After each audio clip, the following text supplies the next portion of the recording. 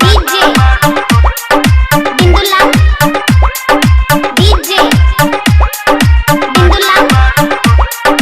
कहाँ गाँव बचा हो, कहाँ गाँव बचा हो।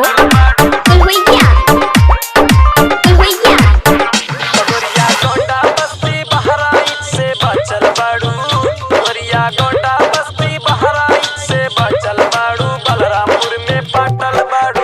तो बोला कौना कौना बोला कौना कौना जिला से तू हटल बाड़ू, बलरामपुर में पाटल बाड़ू। डीजे बिंदुला डीजे बिंदुला। कहाँ गाँव बचा हो, कहाँ गाँव बचा हो। कुलवैया कुलवैया छोटे छोटे कपड़ा करैलू यूपी बिहार में लफड़ा। ऐसन बात बा।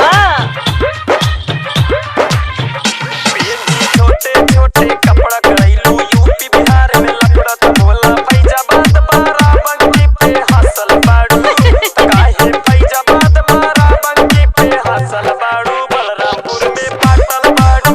तो बोला कौना कौना जिला से तू बचल बाड़ू, बलरामपुर में पाटल बाड़ू।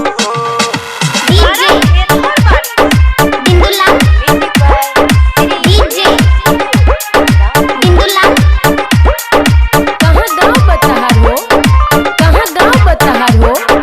कुलवैया कुलवैया हरेंद्र सत्य तिवारी से तू कैलू